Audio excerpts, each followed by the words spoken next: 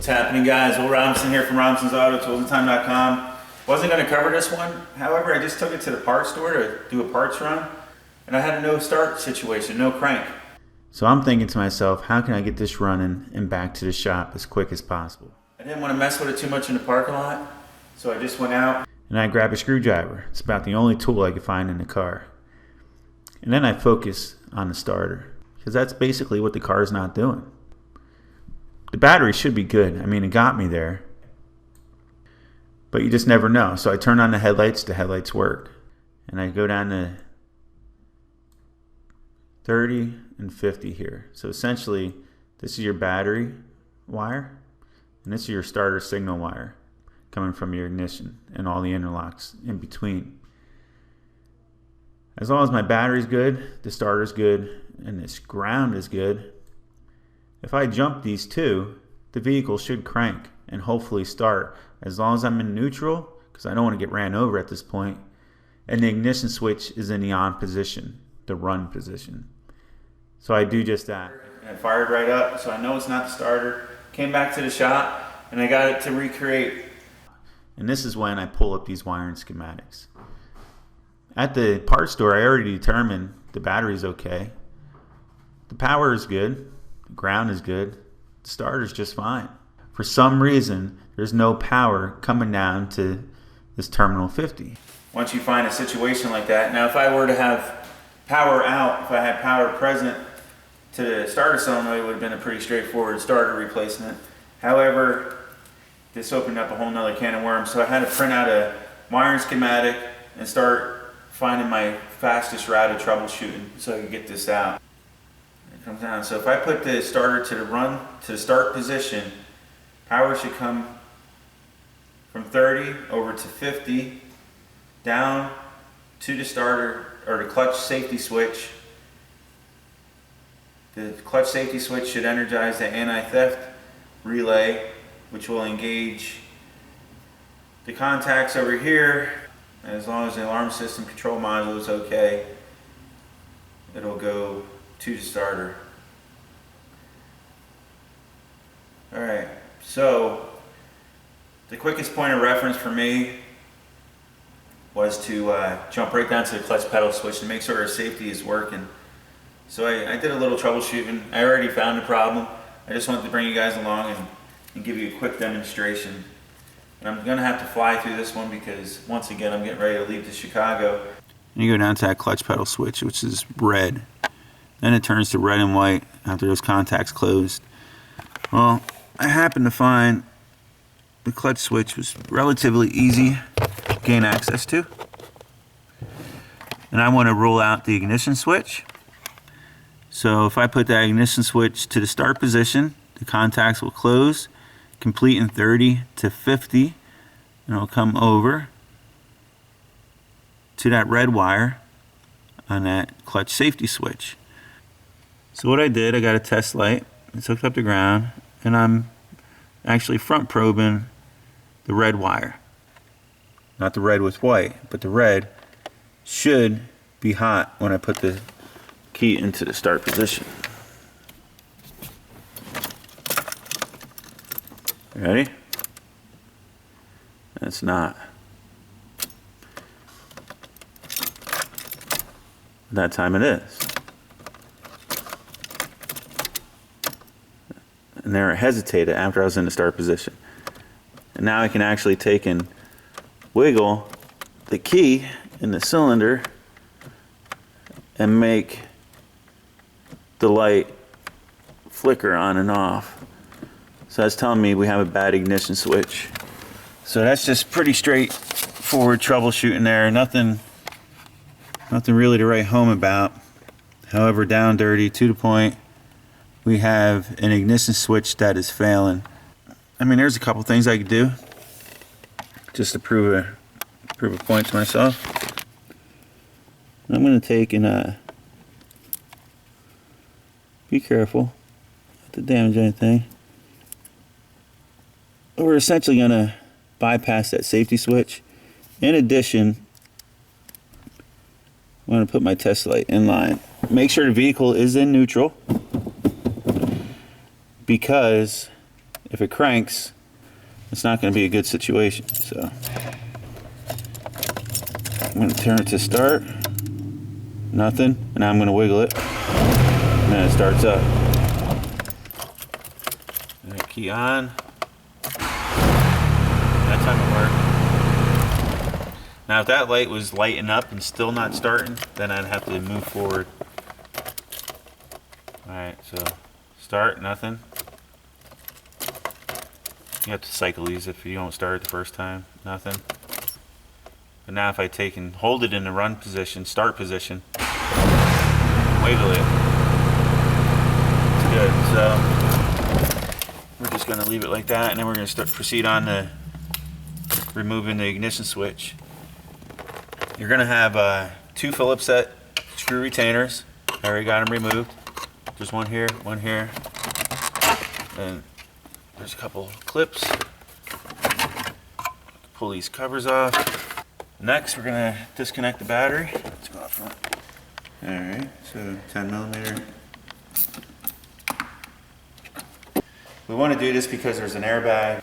Next, if you come behind the steering wheel, I believe it's a 5 millimeter. Alright, now we're going to jump over to this side.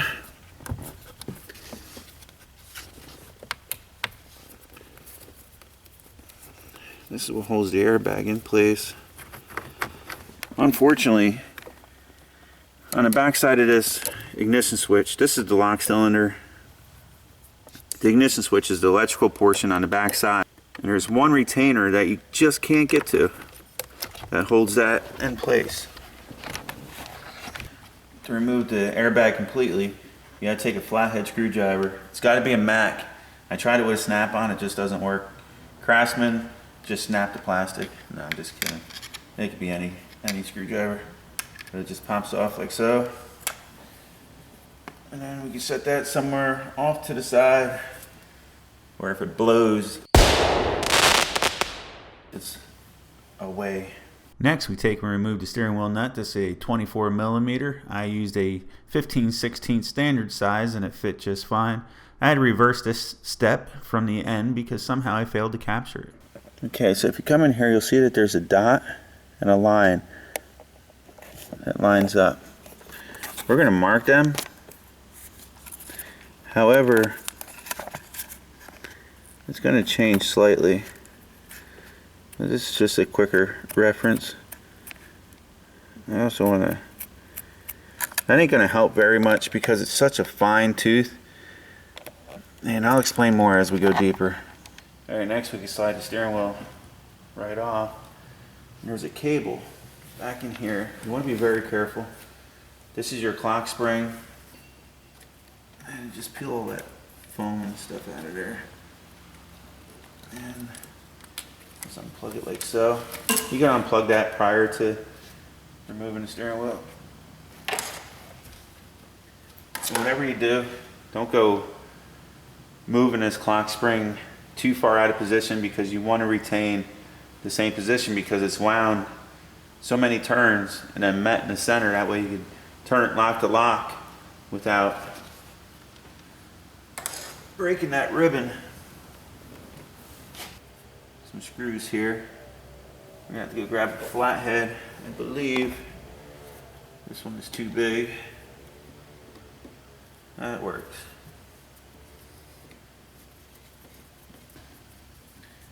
Alright, we have some plugs here. Pretty straightforward. Push on one side, pull, push, pull.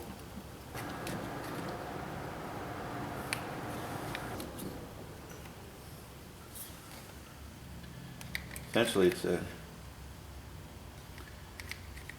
stack system here that I gathered. Volkswagen does a lot of this.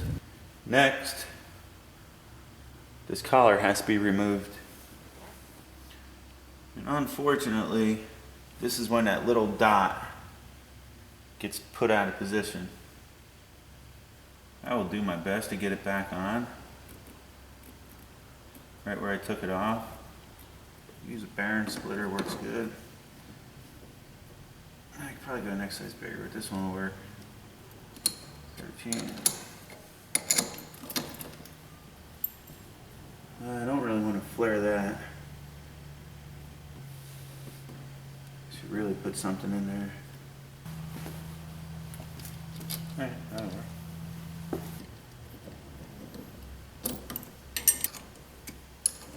Alright, now that we have all our bolts even, they can line that up. Let's check these one more time.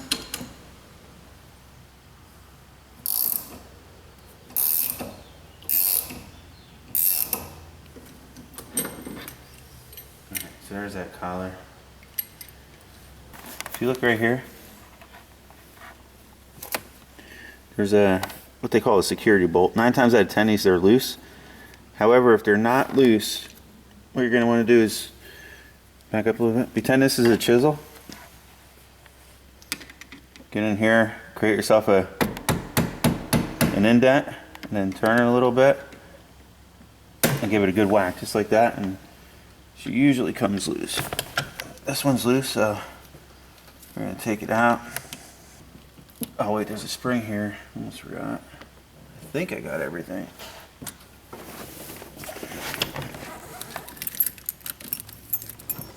Yep, there she goes. Alright, we're off. Let's take it over to the bench. I'm just going to do it right here. As you can see, that one Phillips set screw is all we got to gain access to.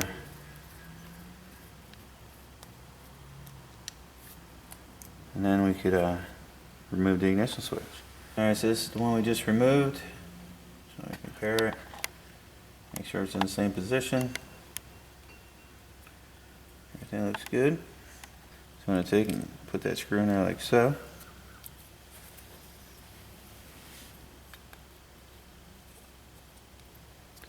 Everything should fall together. You don't want to force anything. But evidently she's a little bit off.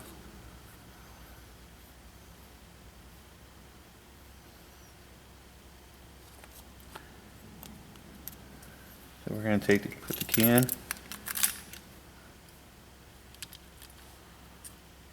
And as soon as I put the key in, it dropped right in.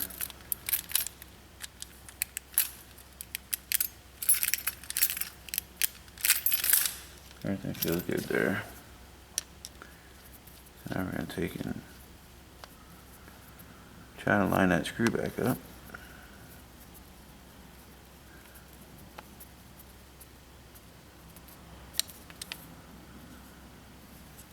You can see it through there.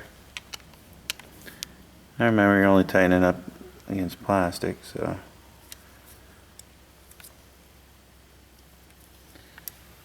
Seems like we're good. Next, we're going to slide this back together.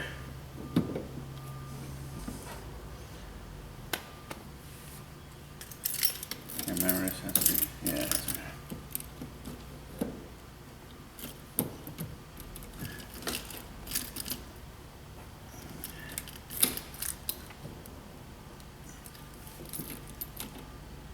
Okay, next I got a new, well not new, slightly used retaining bolt to take the place of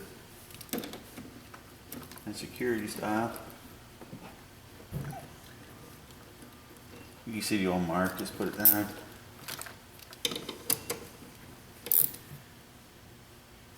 Okay,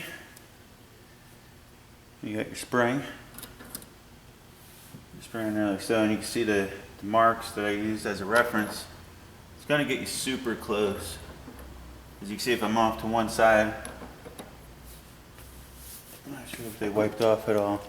Hopefully you can see them. You can see I got that dot there. Then I have this reference mark right about there. If I'm off to that side, I know that's not right. If I'm off there, I know that's not right. If I'm off there, it's not right.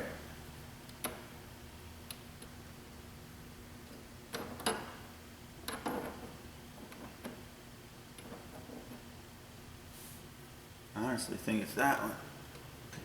Now I hate tapping on these because what I've had happen in the past, but a lot of times let me back up a little bit. I think I knocked that nut down. I sat everything outside because it was starting to pile up. What I've had happen in the past, while trying to tap these on, I've had the steering column push down in on me. So with hopes you could catch it by a thread or so and avoid that problem and get it started in with the nut. Now you're not going to hurt this if you put a chain wrench or a pair of vice grips on it. I got a pair of channel locks nearby, so try to save myself a trip. You'll feel a bottom out. Alright, then once you tighten it down and this bottoms out, get yourself a flat washer. This is a nice thick one. It came off a harmonic balancer or something. Put that on. You'll feel it bottom out. Remove it. Get your multi-function switch.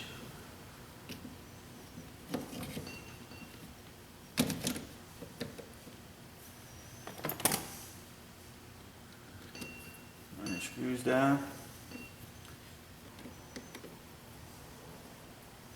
I turned the wheel a little bit in that process.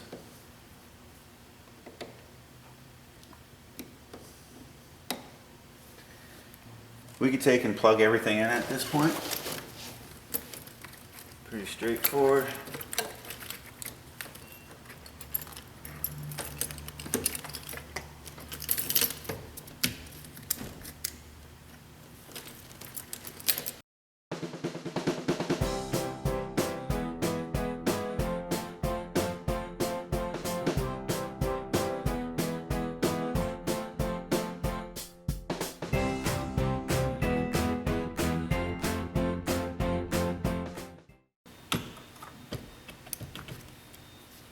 Line up before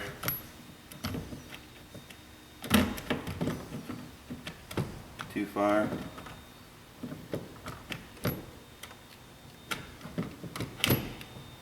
Too far.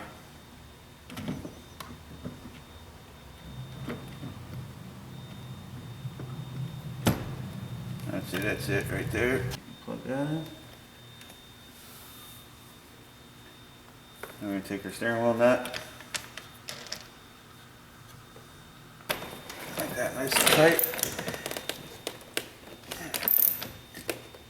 Okay.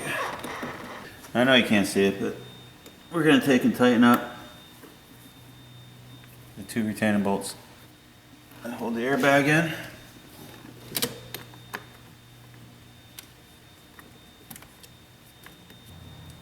Okay. Reinstall our covers.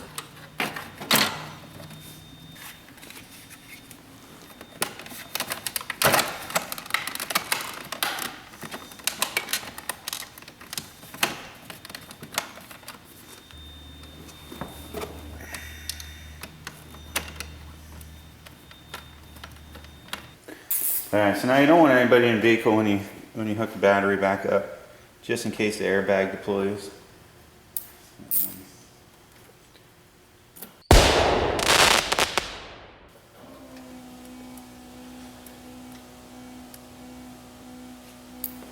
Four ways are on. Sounds like the air pump's running for the door somewhere, but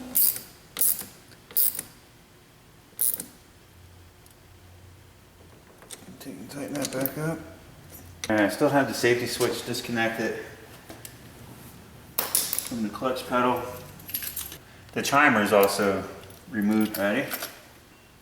Bam! I can wiggle the ignition around, no more intermittent issues. So now we can take and plug that back in. Moment of truth.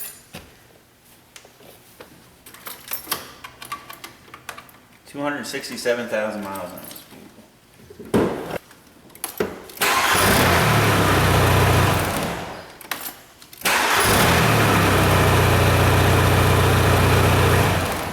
Now I'm just going to crank with the clutch out.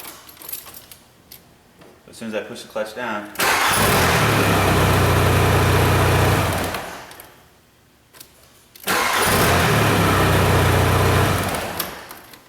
Good. Alright guys, thanks for watching. Like this content, please like. I'd love to hear your feedback down in the comments below. If you're new to this channel or you haven't done so already, please subscribe. Check that bell. And check the box to send you notifications of every time I upload a new video.